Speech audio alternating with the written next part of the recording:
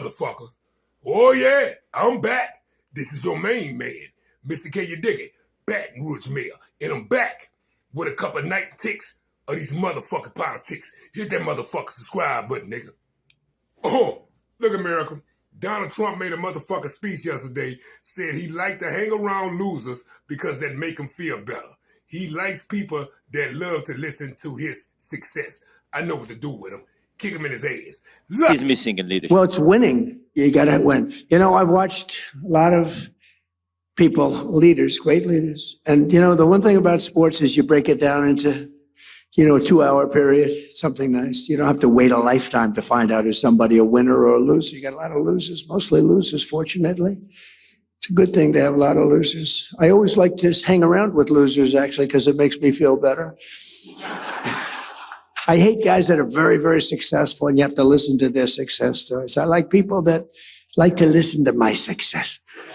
That's true. Donald Trump is a loser. He likes to hang out with losers. Successful people intimidate him. It's one of the reasons why NATO intimidates him. It's one of the reasons why he hates the country. He hates the success of the country. And it's why he's always been a destroyer. He's been a petty, vile piece of trash his entire life. And you're seeing it right here.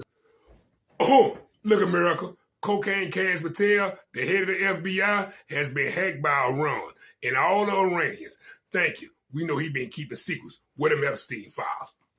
Lock his motherfucking ass up. Him and his whole motherfucking... Lots of top White House officials are saying that Donald Trump he obfuscates between, we need to bomb and invade to getting just very bored and doesn't want to even talk about it. And he's losing interest in it and just doesn't find it fascinating anymore. Let's just dig through all of the facts here because there's been a lot of alarming news this morning.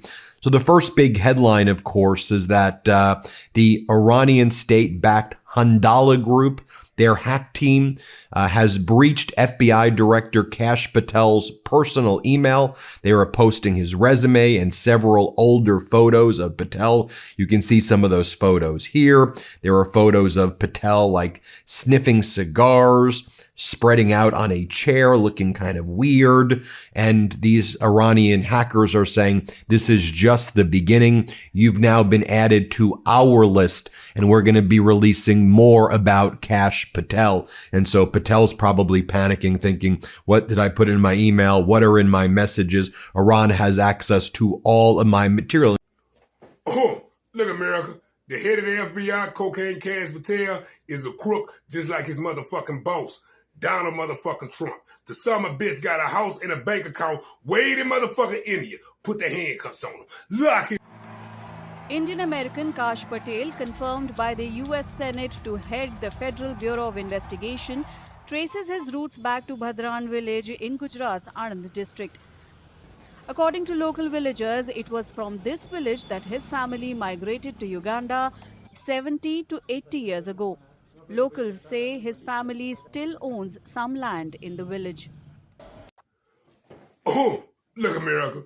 Donald Trump is on national motherfucking TV line again, talking about the run of your people, talking about they want a ceasefire. The Ayatollah motherfucker been talking since last Wednesday, saying they been slinging choppers since that day. Look. Donald Trump is panicking as Iran has rejected his ceasefire offer.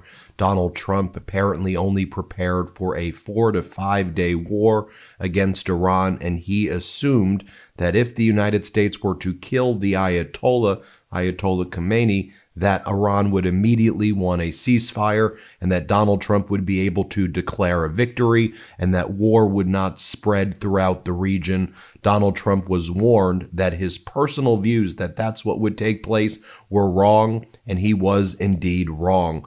Hat tip to Ynet. They were the first to report, and they're based out of Israel, that Donald Trump is now begging Iran for a ceasefire, and Iran immediately rejected it and said when there will not be a ceasefire will be on our terms. And now one of the major issues the United States is facing is, will we be running out of munitions? Do we have the capabilities for a long-term war if this drags out for many, many months? Oh, look, America. Since we are kicking immigrants out and rejecting green cards. That bitch Melania Trump green card been up 10 motherfucking years ago. Put the handcuffs on her. Lock her motherfucking ass up to her. I'm a legal resident green card holder. I have been since 1981. Chris Landry has lived in New Hampshire since he was 3 years old. He has a partner, 5 children, and a job in manufacturing. He was stopped at the border in Holton, Maine on Sunday while returning from a family vacation to Canada. They pulled me aside and started questioning me about my past convictions in New Hampshire. 3 hours later, the 46-year-old was told he couldn't come home despite having a green card and being a legal U.S. resident. He spoke to us from New Brunswick, Canada. They denied me re-entry and said, don't come back or we will detain you. Look, America. Pete Hegseth, the head of the Department of Defense, is a failed Fox News host who's been accused and liable for sexual assaults. Put a handcuffs on them. Lock.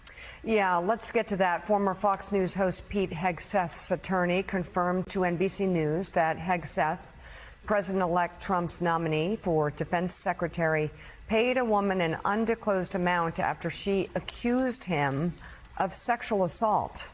The lawyer also denied the encounter between Hegseth and an unnamed woman, which she alleges happened in 2017, was sexual assault. That statement comes after the Washington Post reported a friend of Hegseth's accuser sent a 4-page memo to the Trump transition team detailing the allegations. NBC News has not independently reviewed that memo, but Hegseth's attorney confirmed it is related to an encounter Hegseth and the unnamed woman had in Monterey, California during a conference in 2017. The Post reported the memo said the woman was at the conference and she was there with her husband and her children and didn't remember anything until she was in Hegseth's hotel room and then stumbling to find her own hotel room on the night in question. Hegseth's attorney denied the allegation, saying this is a situation where a consensual encounter occurred, and unfortunately, the woman had to come up with a lie to explain why the woman had not come back to her husband's room that night, adding that it was fully investigated by police and video surveillance as well as multiple eyewitness statements show that she was the aggressor.